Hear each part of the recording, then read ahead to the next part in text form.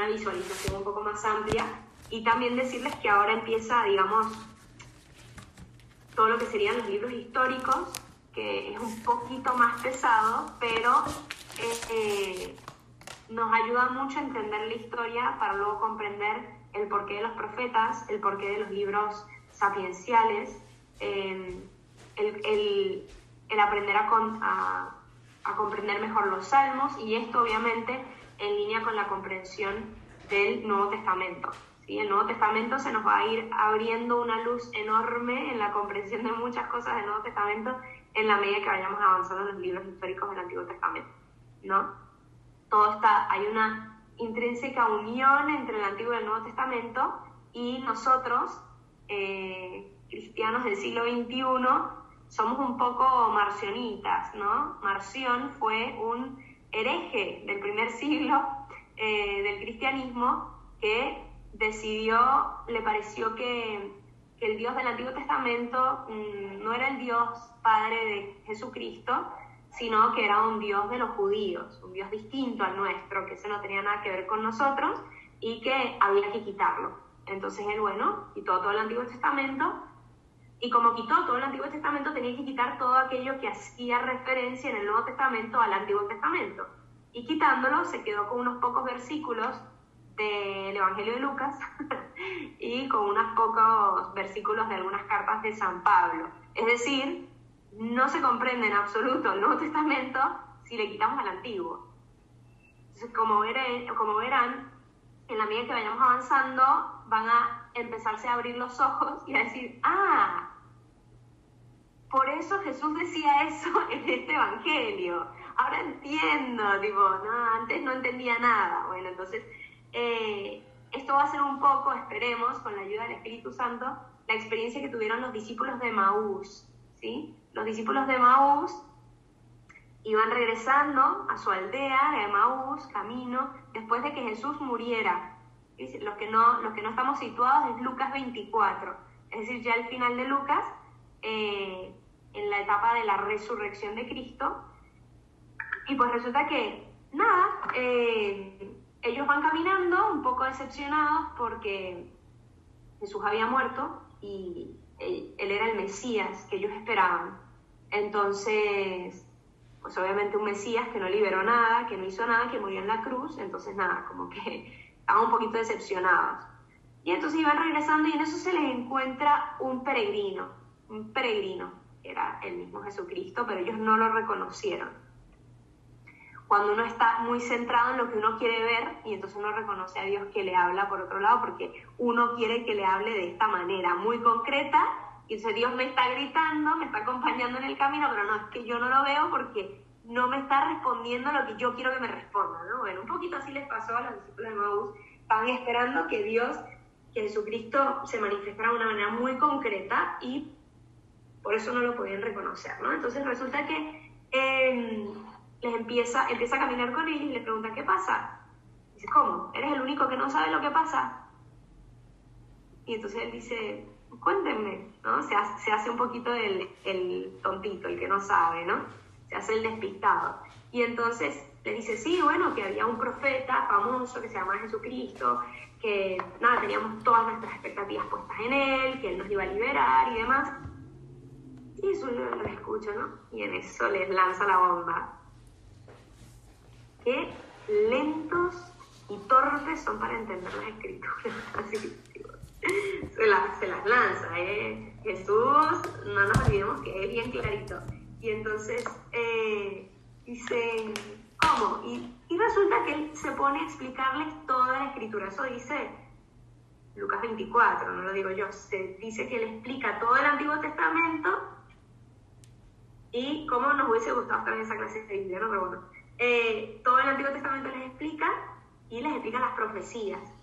Y les dice, y ahí dicen que como que les ardía el corazón escuchándolo, porque como le empezó a hacer mucho sentido lo que este hombre le venía hablando.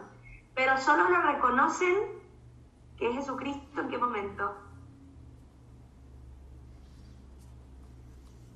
Por ahí compartir el pan. ¿Qué quiere decir esto?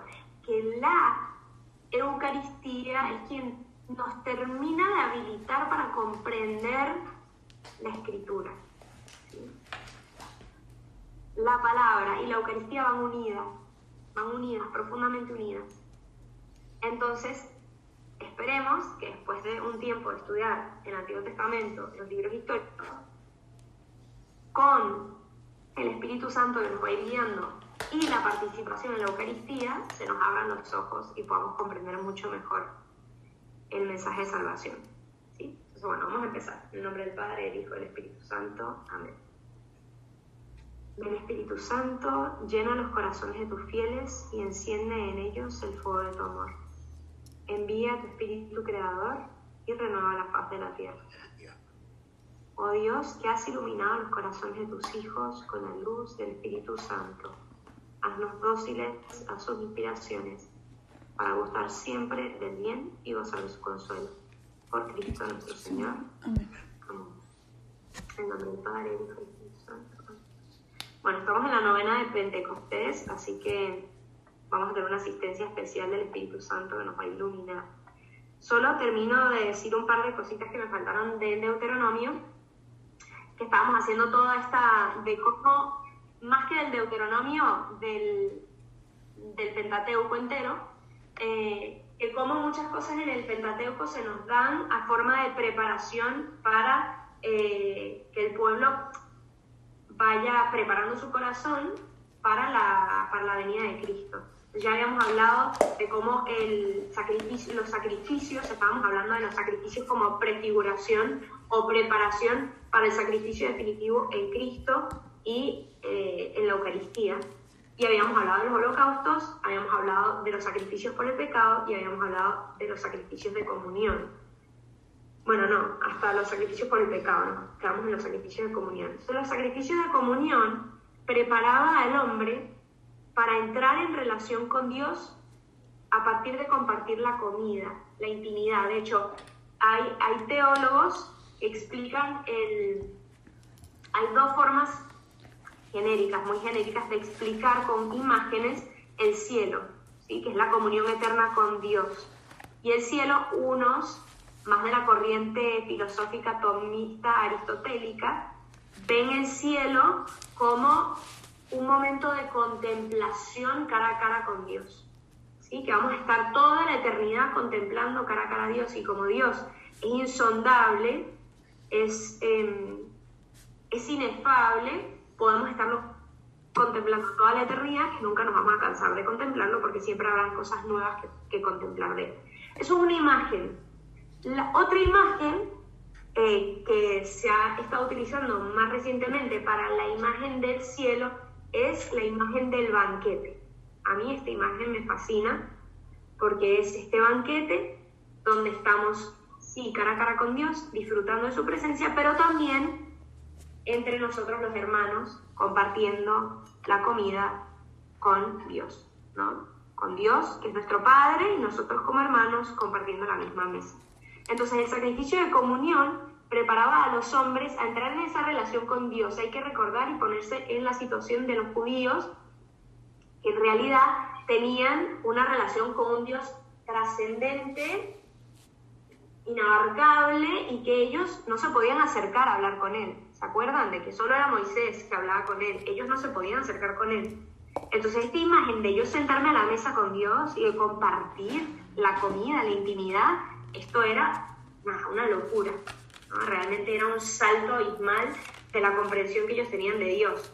Bueno, y Jesucristo mismo viene y justamente de los mayores escándalos que se sienta a comer, porque el compartir la mesa para los judíos era un signo de mayor intimidad. Tú solo invitabas a la gente que querías establecer amistad, intimidad. Cuando tú invitas a alguien a tu casa, y eso todavía se vive así, cuando invitas a tu casa es un gesto de una cortesía bastante especial, ¿no? Es decir, te invito a mi casa y como contigo a la mesa, es un encuentro de intimidad, ¿no?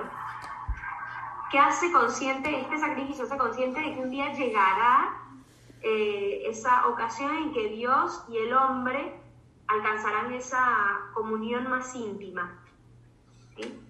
Y que no es solo compartir la comida, sino compartir precisamente al mismo Dios, ¿no? La intimidad que vamos a tener con Dios va a ser tal que Dios va a habitar en mí y yo en Él. Yo siempre esto lo trato de explicar con la imagen de un encuentro, el encuentro más íntimo entre dos personas humanas, que es el encuentro conyugal. ¿Sí? El encuentro conyugal, por más íntimo que sea, yo jamás voy a entrar completamente en el otro ni el otro en mí. No puedo esto. Y esto es símbolo de la unión más íntima a la que estamos llamados, que es la unión con Dios. Y solo la unión con Dios es posible inhabitación mutua, donde yo paso a estar completamente en Dios y Él pasa a estar completamente en mí, ¿no? Y es todo un misterio. Pero esta es la comunión a la que estamos llamados y este es el regalo que se nos da en la Eucaristía, ¿no? Una vez, yo no sé si esta historia se las he contado, pero bueno, sí, nada, me la escuchan de nuevo. Una vez una joven iba a ir a una fiesta, pero primero iba a pasar por misa. Y entonces un amigo de ella le pide que si se puede ir con ella, de camino. Le dice, mira, sí, pero yo primero voy a ir a misa. Su amigo era un ateo, y bueno, se va con ella a misa. Le dice, bueno, ni modo, era el ride, era la única manera de llegar a la fiesta, así que bueno, me voy contigo a misa. Así que fue con ella a misa, pero este ateo no era de estos ateos en contra, sino, nada, ateo ya, no. Entonces llega y durante la misa este chico le empieza a preguntar de todo a la chica, tipo, ¿y qué está pasando aquí? ¿Qué está pasando ahora? ¿Y qué hacen? ¿Por qué hacen esto? Y ella le iba explicando, ¿no? Finalmente él súper respetuoso, se arrodillaba, se paraba, o sea, muy respetuoso con todo. Y en eso llega el momento de la comunión. Y él, un poco sorprendido, le dice, pero no entiendo.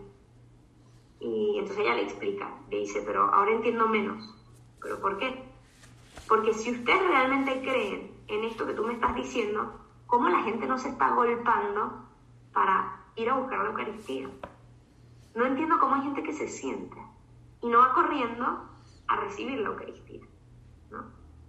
Esto es muy impresionante, efectivamente, cuando nosotros comprendemos qué es la Eucaristía y nos puede pasar, no, es que no me he confesado. ¿Y por qué no subiste las montañas buscando un sacerdote para que te confesara, para no perder la ocasión de comulgar, ¿no? Es como algo tan valioso no perder la ocasión para comulgar. De hecho, ayer nos pasó algo interesante en la iglesia. Estábamos con en la comunión y en eso escuchamos que algo está pasando atrás. Yo escucho que algo está pasando atrás y digo, qué raro. Y en eso veo que una de las consagradas que vive conmigo está involucrada en el barullo que está pasando allá atrás. Y digo, ¿qué pasa? ¿Algo pasó? Y en eso el sacerdote la llama. Entonces ella se acerca, algo pasa ahí, en la plena misa. Y el sacerdote se va hacia atrás al barullo a ver qué estaba pasando, ¿no? Y yo no entiendo hasta que digo, creo que lo que pasó fue que una señora se estaba llevando a la Eucaristía. Eso es lo que yo asumo que creo que pasó, ¿no? Entonces digo, bueno, si se arma algo, ahí voy y me acerco, pero no quería hacer más barullo porque dije, la pobre, o sea, la consagrada, que estaba ahí, y dije, no, ¿qué hago? ¿Me acerco o no me acerco? Y dije, me voy a quedar tranquila para no armar más. Luego me acerco y le pregunto, ¿no?, qué había pasado, y me dice, no, que esta señora efectivamente se quería llevar la Eucaristía y entonces había dicho que era para su mamá, qué tal, y entonces se le acercaba a decirle, no, tranquila, yo lo llevo. Y entonces la señora como que medio se forcejeó, en fin, no entregó la Eucaristía, porque nada, y tampoco se la puedes quitar, bueno, nada, un desastre. Y entonces le dijo a la consagrada que era una desubicada, bueno, un desastre. El punto es que al final el sacerdote muy pastor se acercó a la señora menos mal no se fue, y le dijo, vente, yo te acompaño. No, y tal, pero ¿por qué? Es mi intimidad, yo no te tengo que dar nada. Bueno, la señora estaba un poco molesta. Y resulta que ella obviamente no estaba entendiendo qué estaba pasando. Ella obviamente no sabía, habrá visto a su mamá comulgar y la mamá estaba muy enferma y nada, o sea, fue a buscar algo que ella sabía que para su mamá era valioso, ¿no? Y entonces cuando el sacerdote viene y le dice, no, mira, ven acá y tal, y entonces saca la píxide es donde se coloca el Santísimo, que es como una capsulita de oro, ¿no?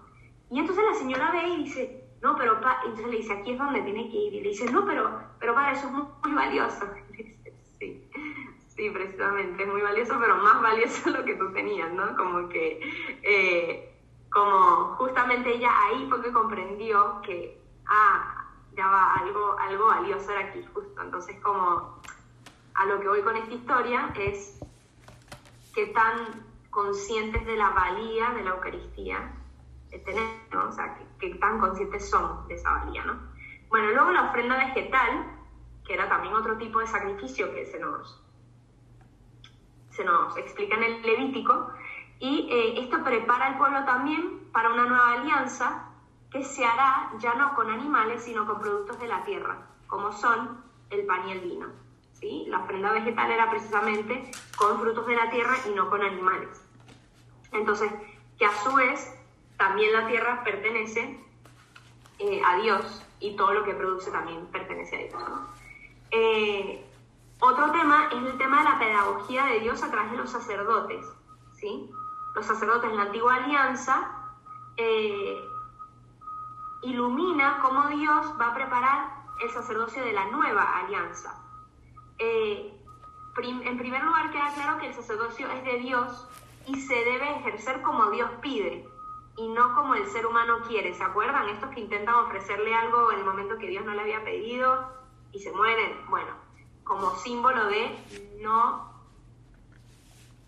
Otra anécdota de lo de ayer se me hizo como muy fuerte el decir, una vez que ya yo agarré la Eucaristía es mi derecho, ¿no? Como que ya estamos en esta era donde todo es mi derecho, yo tengo derecho a todo, lo que yo quiera yo tengo derecho, ¿no? Y decir, yo también tengo derecho a decir cómo debe ser el sacerdocio, también tengo derecho a decir cómo se deben hacer bien las cosas, ¿no? Yo tengo derecho a todo, yo tengo derecho a opinar de todo y a mí que nadie me diga cómo se hacen las cosas. Bueno, como estamos en esta era, un poco eso siempre lo ha tenido el hombre, pero aquí en el Antiguo Testamento, digamos, como una pedagogía más fuerte que la que esté ahora, Dios trata de indicar que el sacerdocio es suyo y Él indica cómo se debe ejercer. ¿Y eso cuánto nos cuesta? ¿Pero por qué? ¿Y si yo soy mejor que Dios? Yo sé que cuando lo digo así suena absurdo, pero dentro de nuestro corazón muchas veces lo pensamos así. Como, pues quizás yo lo hubiese pensado de otra manera y hubiese sido mejor mi manera, ¿no? Y como que igual y yo soy más creativo que Dios, ¿no? Entonces como que ese deseo constante, ese pecado original que se nos remueve por dentro, creyendo que nosotros siempre tenemos una mejor manera que Dios y queriendo ponernos en ese lugar de autoridad, ¿no? Que no nos corresponde.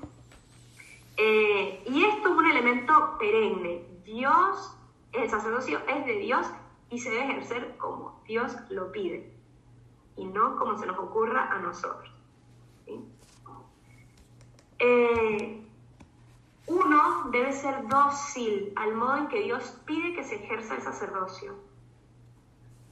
Más allá de la actual controversia si las mujeres pueden ser sacerdotes o no vamos a entrar ahí. La controversia de que el sacerdote cree que él puede celebrar la misa como él quiera, por ejemplo, porque él es más piadoso, entonces le mete oraciones espontáneas. Digo, no, somos servidores de la liturgia, yo no me invento la liturgia, ¿no? Yo no me invento la liturgia y yo no digo, bueno, entonces como a mí se me hace más lindo, en vez de decir, tomen, este es mi cuerpo, yo le quiero cambiar esas palabras y decirlo de otra manera. No somos dueños, ¿sí? Somos servidores. Entonces no me corresponde a mí. ¿Sabes qué? Que aquí en la Biblia lo dice como muy fuerte, vamos a suavizarlo, entonces yo te voy a cambiar la palabra. Digo, no me toca a mí cambiar nada, ¿no? Es que nos cuesta mucho ser servidores. Entonces, esto el pueblo de Israel empieza a tenerlo claro.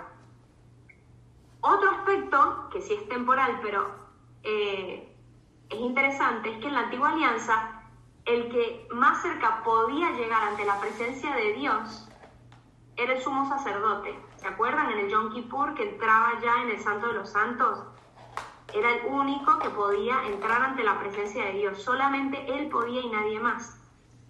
Él es el que iba a echar sangre en donde estaba el Arca de la Alianza, y poco a poco, de esta manera, lo profano, lo del mundo, se iba acostumbrando a coger lo divino.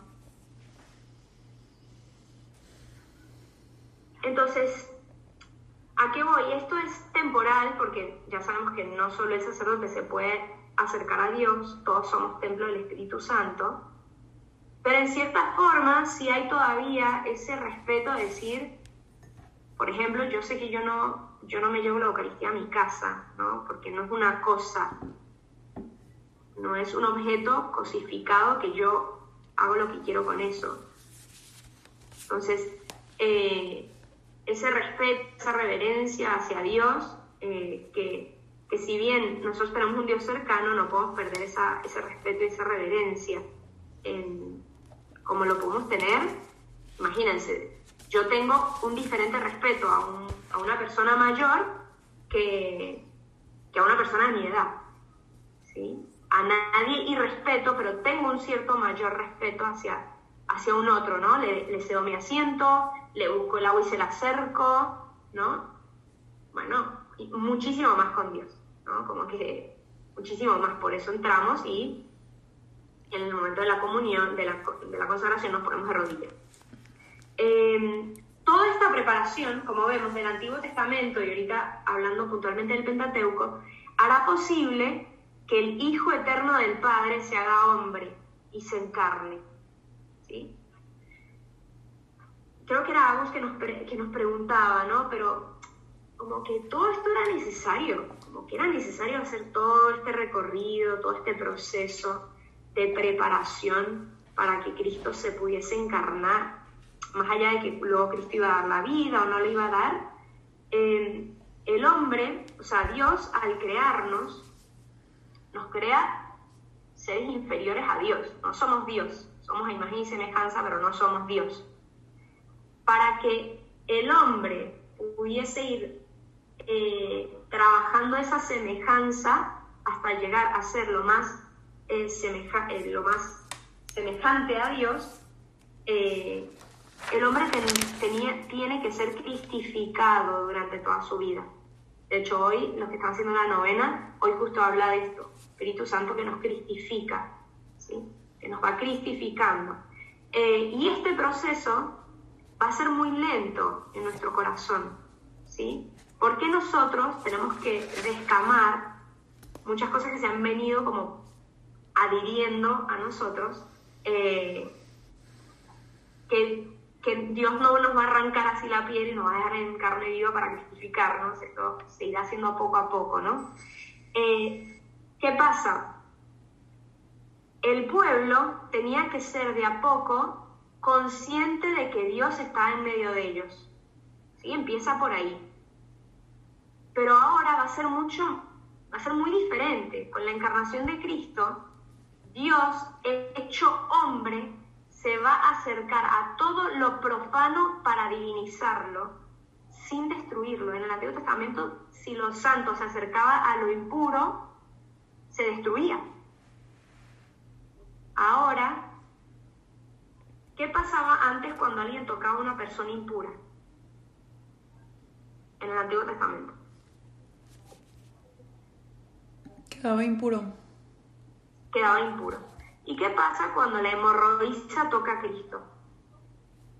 La hemorroísa estaba impura, ¿no? Porque estaba echando sangre fuera de donde la sangre tiene que estar. Se cura. Entonces, se cura, es decir, queda pura ella. ¿Y Cristo queda impuro? No. Él la purifica. Entonces, lo que antes era ley de que el impuro impurificaba, ahora la impureza no tiene tanta fuerza como la pureza de Cristo. Entonces Cristo se acerca a todo lo profano y lo diviniza sin destruirlo. Esto va a permitir que todos puedan acercarse a Dios y tener comunión con Él. A diferencia de la antigua alianza, que solo era el sacerdote una vez al año. En este sentido, los cristianos, por el bautismo, somos todos sacerdotes. Y por eso podemos celebrar la Eucaristía. No la presidimos, pero la celebramos. Nosotros no solo asistimos, y por eso yo estoy totalmente en contra, entiendo todo lo que ha pasado por el tema de la pandemia y se tuvo que hacer, pero en la medida de lo posible, de hecho, no participamos de la misa cuando lo hacemos a través de los medios. No hay una participación, la escucho, la veo, yo no participo. La participación es con la asamblea presencial, ¿no? Y esto hay que aclararlo ahora que estamos en la época virtual. Por la virtualidad esto se permitió, pero no participábamos. ¿Qué pasa? Estaba en pecado porque no estaba yendo a misa los domingos. No, porque había un permiso especial. Pero en realidad no participamos. Estuvimos un año sin participar en misa. Pero si Dios está en todos lados, Mari. Sí, pero no participamos en misa y no hay que perder el valor de los sacramentos. Así empezaron los protestantes y ya no tienen sacramentos.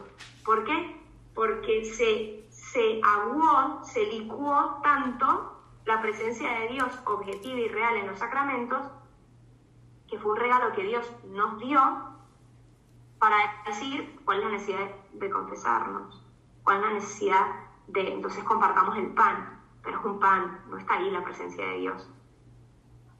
Y entonces las palabras de Cristo, quien coma y beba de mi carne, bueno, saltemos Juan 6, empecemos a saltar pasajes, ¿no? Entonces hay un tema fuerte con el tema de los sacramentos que no es secundario y que hoy, que estamos en una etapa de virtualidad, y el sacramento del hermano, quita tú los sacramentos, también el sacramento del hermano.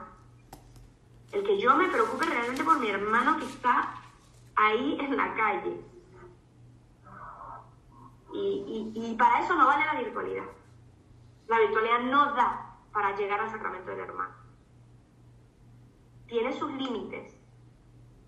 Nos topa con una realidad porque no somos virtuales. No somos virtuales. La virtualidad nos ayuda para muchas cosas. A mí me ayuda un montón para hablar con mi familia que está lejos. Pero sabemos que no, o sea, que por algo yo voy a ir a España. No me basta la virtualidad. Entonces, la virtualidad todo bien, pero ojo con la virtualidad que se nos está metiendo hasta por debajo se nos está metiendo en la sangre. Siempre hay que privilegiar la carne, porque por algo Cristo se hizo carne.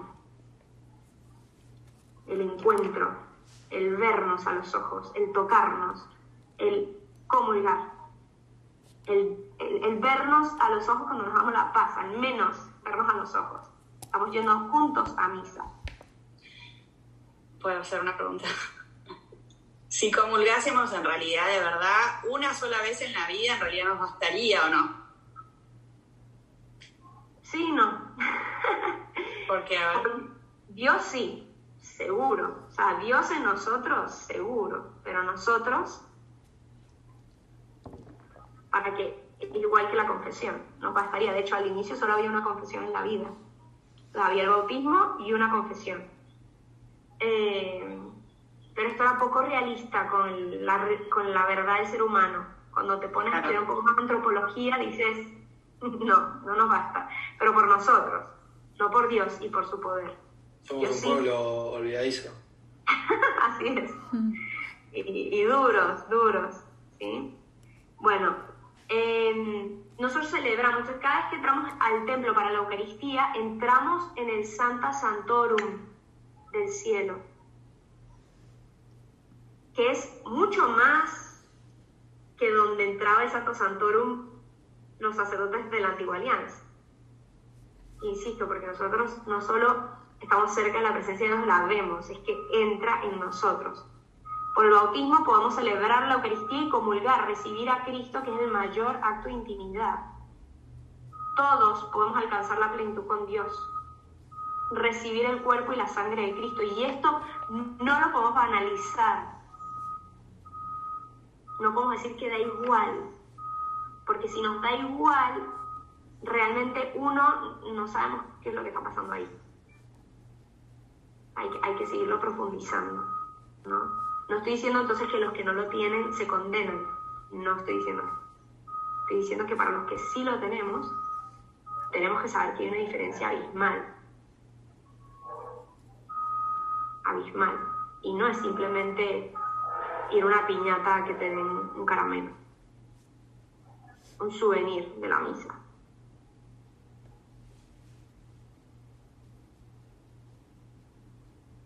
Todos somos sacerdotes, sacerdotes reales, de los cuales unos pocos van a ser ordenados por la Iglesia para ser sacerdotes ministeriales, para ser otros Cristos, alter Christi, a imagen de Jesucristo, sumo, eterno y único sacerdote. Y por aquí también podemos saber el por qué el sacerdote ministerial, como actúa in persona Christi, por ahí también tenemos otra justicia más, no es la única, por la cual un sacerdote es hombre, porque es imagen de Jesucristo, sumo y eterno sacerdote, que decidió encarnarse como hombre.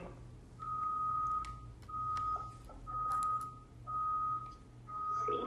Y para las feministas, que yo también me incluyo, nos servirá mucho entender un pasaje que dice que cuando Cristo se encarnó, bajó a lo más ínfimo de la naturaleza humana, ¿no? Hay un chiste que dice eso, ¿por qué? Y por eso se hizo hombre. Y por eso no se pudo ser mujer, ¿no? Que tenía que venir a lo más bajo de la condición humana. Bueno. No las mujeres con eso, ¿eh? No, ese pasaje es muy lindo, es de San Pablo y siempre lo sacamos en cuenta. Dios se hizo, bajó a lo más ínfimo de la condición humana. Esto para la gente que se molesta que solo hay sacerdotes hombres, es para tratar de nivelar la balanza, Luis. Pero vos no te la creas mucho igualmente.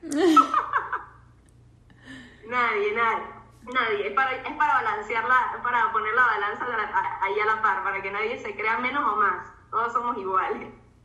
Bien, entonces, seguimos con los libros históricos. Bueno, así ya cerramos con el Pentateuco. Y arrancamos con los libros históricos. Antes de arrancar con los libros históricos hay que hacer como una pequeña introducción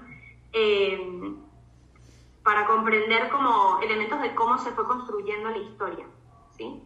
Los libros históricos son, primero hay 6 libros históricos, hay muchos más libros históricos, pero vamos a empezar con los primeros 6, que se le llama historia deuteronomista, ¿sí? Esta historia deuteronomista arranca justo después del Deuteronomio con 6 libros y es la historia que va con el pueblo justo al inicio de entrar a la tierra prometida, alrededor del 1200 a.C., hasta el exilio de Babilonia, que ocurre en el 587 a.C. Entonces, durante estos aproximadamente 700 años, es el recorrido... Perdón, May, ¿podrías volver a repetir sobre cuándo comenzó? Sí. Arranca la historia deuteronomista en el momento en que el pueblo entra a la tierra prometida, bueno, está a punto de entrar a la tierra prometida, en el 1200 a.C., hasta el exilio de Babilonia, que ocurre en el 587 a.C. Este periodo de tiempo es lo que se llama la historia deuteronomista y engloba 6 libros de la Biblia. El primero es el libro de los el libro de Josué, que es el discípulo de Moisés, que es el que se queda a cargo del pueblo de Israel a la hora de entrar a la tierra prometida. Y esto nos va a ayudar muchísimo a estudiarlo ahora, dado el conflicto que hay actualmente en Jerusalén, porque vamos a poder comprender mucho de por qué este conflicto y vamos a comprender cómo la Biblia no son historias fantasiosas, porque se siguen viendo las consecuencias hasta el día de hoy de cosas que ocurrieron hace miles de años. Hoy seguimos probando las consecuencias vivas de esa tierra prometida de los judíos y de, por lo tanto, las 3 religiones monoteístas. Entonces vamos a ver cómo, mira, esto se encarna y sale y sigue habiendo conflicto por este tema hasta hoy.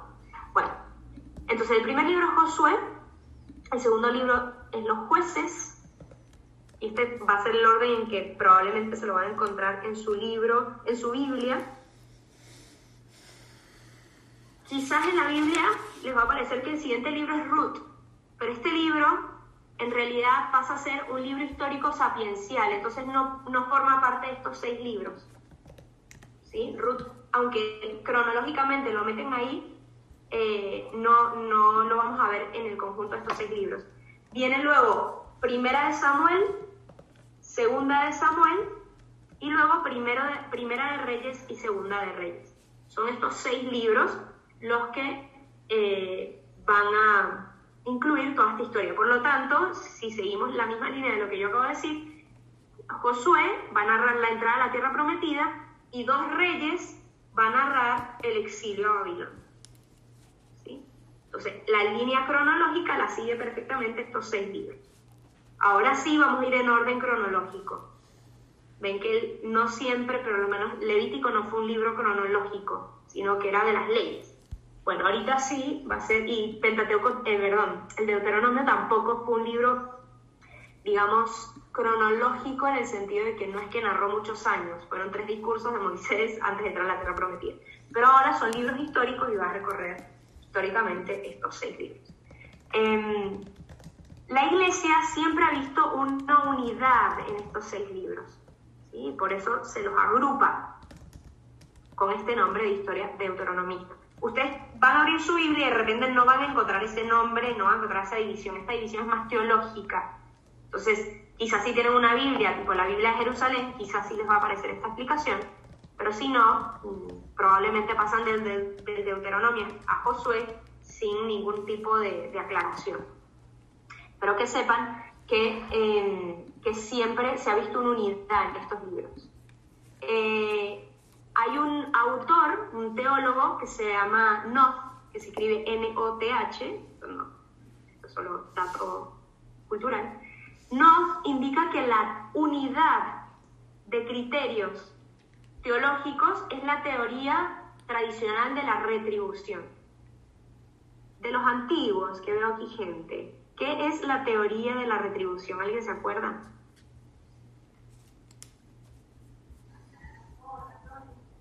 Toby, Tata, Leila, Tata, dale. O sea, como que mientras hagamos las cosas bien, Dios nos va a retribuir con algo bueno. Exacto. Entonces, una enfermedad que se debía, por ejemplo.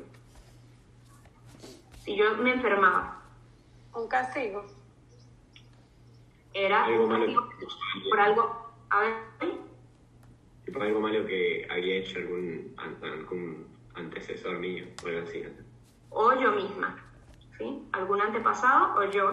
Entonces era como una especie de castigo. Esto era la forma en que los israelitas comprendían las cosas que les sucedían.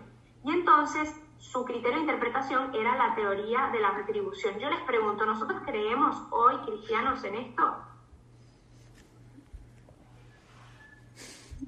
Un poquito, sí. Sí. No deberíamos. No. Bien, no creemos en esto, lo que pasa es que no actuamos como si Dios me está castigando, ¿no?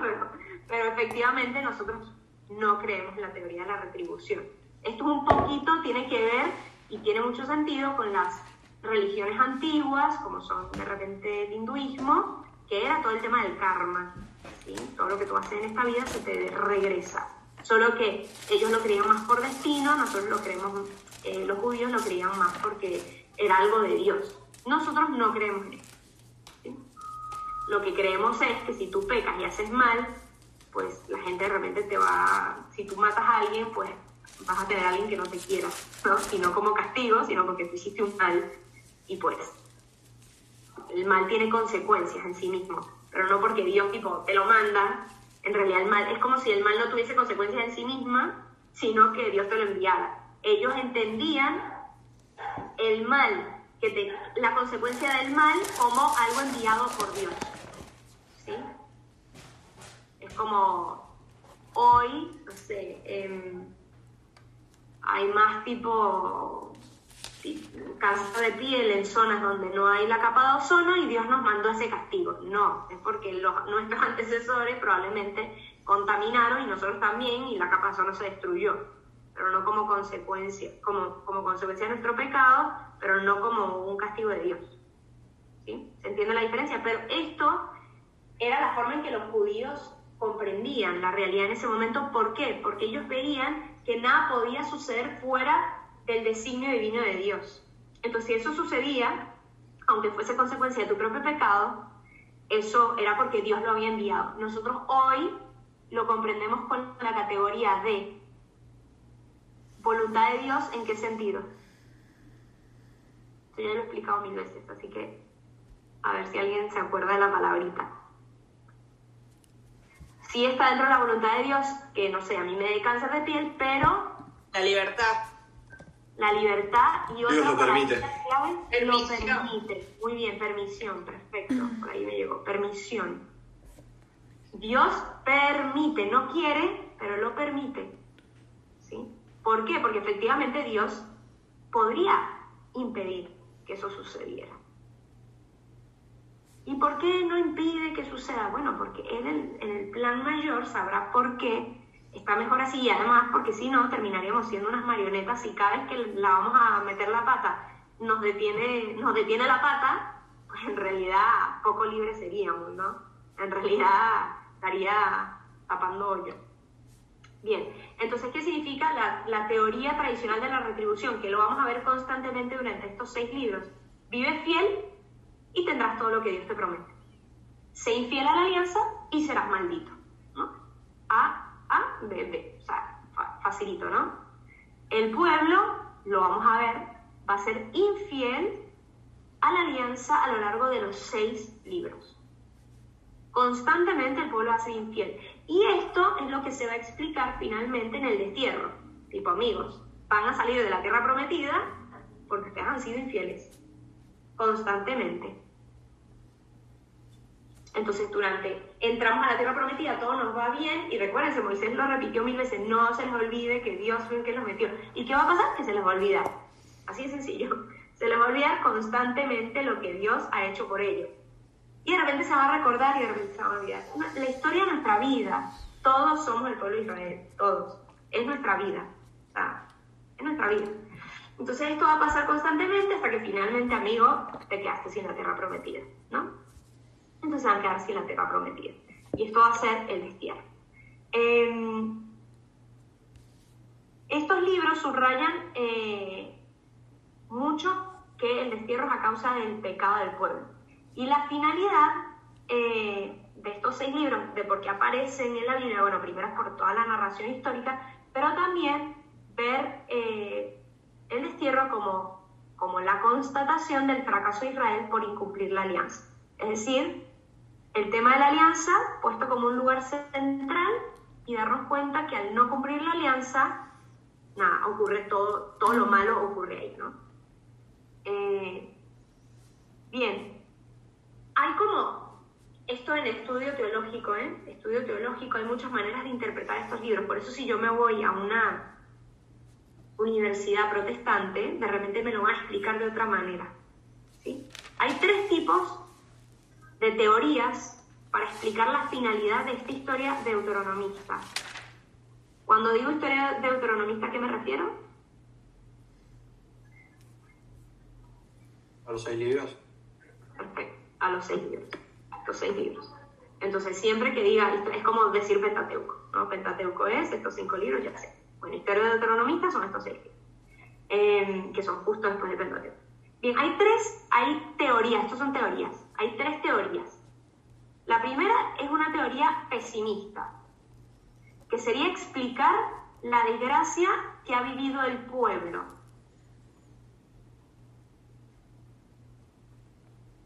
Y aunque esto ha llevado al pueblo de Israel al destierro, los autores cuentan la historia para que mantenga el pueblo la esperanza.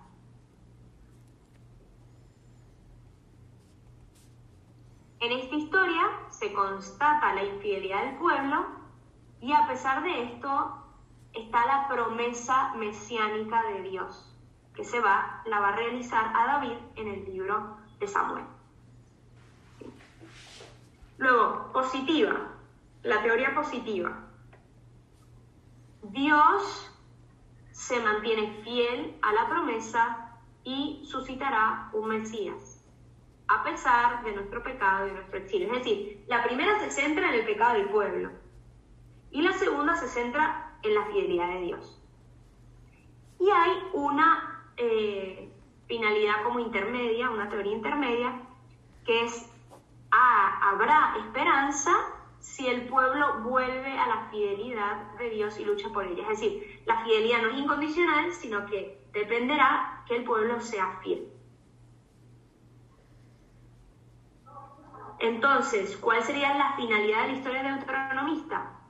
Pues suscitar la esperanza y fidelidad a la alianza. Es decir, te narro esta historia para que te des cuenta de lo importante que es ser fiel y lo seas. ¿Sí? Esta sería la teoría intermedia.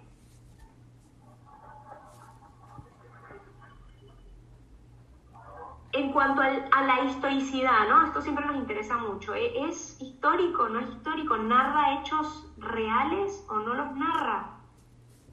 La mayoría de los estudiosos manifiesta que hay gran fidelidad histórica a la narración de los hechos. ¿Sí? Por eso el género literario de estos libros es histórico, a diferencia del Génesis, que no lo consideramos un libro propiamente histórico como tal, sino que es un libro que busca narrar a través de analogías el origen del mundo. Entonces es distinto como yo me acerco a ese libro.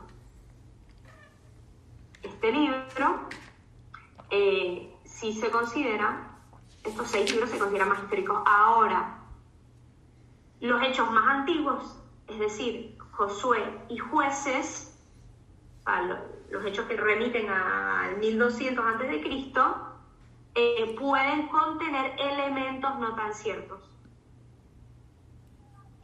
Pero lo mismo, la historia en su conjunto,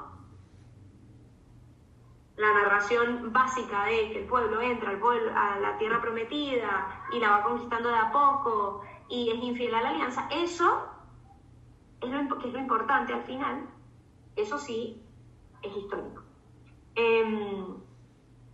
Estos libros bíblicos afirman la existencia de tradiciones muy antiguas, tanto orales como escritas. Y todos estos libros expresan acontecimientos históricos veraces, sin distorsión, aparte de tener la visión teológica. Hay algún teólogo que afirma lo contrario, pero siempre vamos a encontrar eso, ¿sí? Siempre. Entonces, la mayoría de los teólogos afirman que sí, son libros históricos, reales. Y con lo que les digo, si ahora que nos vamos a meter a estudiarlos, nos vamos a dar cuenta que sí, que hoy siguen teniendo consecuencia estos hechos históricos. Sí, tipo, ni idea, si hoy no existiera el pueblo judío, si hoy no existiera nada, si hoy no hubiese la lucha por una tierra, pero hoy sigue habiendo esto. O sea, yo podría dudar más fácilmente, y no porque quizás hay estructuras, pero no sé, de algunos pueblos, por ejemplo de Egipto, no dudo porque todavía están las pirámides, ¿no? Y hay algunas pruebas, pero de otros pueblos, por ejemplo, el pueblo de Moab, ni idea, no hay pruebas. Y nadie duda de que ese pueblo existió alguna vez, ¿no? A lo que voy es, siempre cuando se refiere más a hechos, digamos, religiosos, la gente como que pareciera que le quita el valor, la validez de realidad del criterio histórico, porque está mezclado con hechos sobrenaturales, ¿no? Y cuando ha venido toda una tradición más científica, hemos querido interpretar a través de la teoría científica todo hecho. Es como si yo te diga, bueno, voy a aplicar el método científico al amor. Bueno, no, amigo, no aplica para el amor. No puedo aplicar el método científico para ver si tú me amas. No puedo aplicar el método científico para todo, ¿sí? Es como universalizar un método para estudiar cualquier realidad, no es ni siquiera racional, pero hoy es lo que se intenta hacer muchas veces y terminamos afirmando cosas como los hechos sobrenaturales son imposibles, porque no se pueden explicar naturalmente, pero el hecho es que ocurren. Entonces estoy observando, esto ocurrió de hecho, entonces le tengo que buscar una razón natural, no la encuentro, entonces simplemente me abstengo, ¿sí? Por ejemplo, aquí en Buenos Aires hay un milagro eucarístico que se comprueba que tiene un tipo de tejido, como si hubiese sido sacado de un corazón vivo, y fue una hostia que se convirtió en sangre. Y entonces, nada, la ciencia queda sin palabras. Dice, pero la ciencia me dice que eso se sacó hace 2 minutos de un corazón vivo. Bueno, buenísimo. ¿No? Entonces, nada, esto como para el tema histórico, sí narra hechos históricos, obviamente entremezclados con la historia divino-salvífica, con la participación de Dios. Bien, ¿cuál es el marco histórico de estos libros? Bueno, hay un imperio reinante en este momento que es el imperio egipcio. ¿Se acuerda? Moisés de Egipto era el imperio reinante. No estamos hablando a nivel mundial, ¿eh? Siempre que hablamos de un imperio reinante, estamos hablando del imperio reinante sobre la tierra prometida. Punto. No estamos hablando qué pasaba en México o qué pasaba en Argentina, o sea, no, ni idea. Los mapuches, no sé quiénes estarían en esa época, ni idea, ¿no? El punto es que estamos hablando de un imperio reinante sobre la actual Palestina, ¿sí? Bueno, el imperio reinante era el imperio egipcio, pero empezaba a debilitarse. De a poco empezó a debilitarse el imperio egipcio. Y entonces se empieza a dar un periodo donde no hay grandes superpotencias, como lo fue, en su momento egipcio, bueno, nada, con todo el apogeo, sino que empieza a debilitarse y entonces los pequeños pueblos pueden tener un cierto relieve. Y Egipto se debilita y deja de tener influencia fuera de su área. Entre los años 1200 y 1100 a.C. empiezan a aparecer los pueblos del mar, de origen desconocido, y de estos pueblos, que son pueblos bélicos, es decir, unos pueblos con gente histérica y bien guerrera, y que quería matar a todo el mundo que apareciera, y qué miedo, porque de ahí era el famoso Goliat. Goliat es filisteo, y era un gigante, decían que era un gigante, un hombre muy alto y bélico, es decir, de gran... que lo que hacían mejor era la guerra, ¿no? De pelear. De estos pueblos del mar nacen los filisteos y llegan a la tierra prometida un poco más tarde que Israel. Y este va a ser un pueblo importante a la hora de luchar contra Israel. No hay en ese tiempo ningún imperio predominante, sino muchos pueblos pequeños. Y por eso nos vamos a empezar a nos vamos a familiarizar con pueblos como los hititas, ¿sí? Los perisitas, ¿sí? Todos estos pueblos que los dicen en el Antiguo Testamento, y decimos, ¿quiénes son estos? Bueno, son pequeños pueblos que están alrededor de la tierra prometida y que hay que tener ojo porque en esa época lo normal era la conquista. Bueno, en esa época y ahora, ¿qué está pasando ahora? Que los judíos están entrando a las casas de los musulmanes y los están sacando porque les están diciendo que esa tierra era suya. Eso es lo que está pasando hoy. Bueno, un poco lo mismo de lo que pasaba antes. No, esta es mi tierra, y si no era mi tierra, o sea, no es como ahora que están como que adjudicándose el derecho a la tierra porque esa tierra les pertenecía antes, sino que simplemente yo vengo aquí, te conquisto y se acabó. Eso era en la época de la que estamos hablando ahora. Entonces existían los fenicios, los filisteos, los amonitas, los moabitas, los edomitas, ¿no? Toda esta gente se encontraba alrededor de la tierra prometida y había que tener ojo porque podían conquistar la tierra. Entonces tenían que depender de ellos, o si ellos querían seguir ampliando su tierra, pues atacarlos y conquistar esas tierras. Entonces vamos a ver constantemente luchas, constantemente. Pero esto a nivel teológico y espiritual nos servirá mucho para saber las luchas que van a haber en nuestra tierra prometida para que Dios la conquiste entera. ¿Sí? Entonces, parte esencial de la vida espiritual es la lucha y el combate espiritual, que sea Dios quien conquiste toda mi tierra y no mis caprichos o el demonio, que vaya conquistando a través de la soberbia, a través de cualquier tipo de pecado, sino que sea Dios quien vaya invadiendo cada vez más mi tierra. En medio de todos estos pueblos está Israel. Otros pueblos, aparte de los que acabo de nombrar, son pueblos nómadas y que no tienen un territorio fijo o determinado. La religiosidad cananea, Lulú. No, perdón, me estoy un poco perdida. Físicamente, la tierra prometida, ¿qué lugar es? La actual Israel. Ok. Jerusalén, pero en ese momento no se llama Israel, se llama Canaán. Canaán es todo este espacio, por decir, cuando estudiamos el origen de del mundo, de la civilización, estudiamos algo que es el creciente fértil entre el Tigris y el Éufrates. ¿Sí? ¿Ubicamos? El creciente fértil. Luego, ahorita no me va a dar chance, pero en la siguiente clase les muestro un mapa, ya se los he mostrado.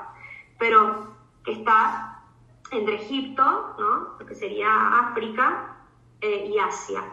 Entonces era como túnel que comunicaba. Y justo era un espacio muy, muy fértil. Crece lo que pongas ahí. Lanzas una semilla y crece. Y era un espacio también de tránsito. Entonces, era un lugar como muy deseado por todos, porque era fértil y porque era un lugar de tránsito, y por lo tanto podías comprar impuestos a quienes quisieran ir de un lado al otro, y les cobrabas impuestos, era un lugar de mucho mercado. Entonces, por lo tanto, era un espacio incluso económico y político muy conveniente tenerlo, aparte de la parte religiosa. Entonces, eso, la actual Israel es la tierra prometida. Bien. ¿Cuál era la religiosidad cananea? La religiosidad cananea tenía a 3 dioses. Un dios que se llamaba Baal, y Baal lo vamos a escuchar 1000 veces. Baal es muy famoso. Baal, que significa en hebreo marido. Muy fuerte.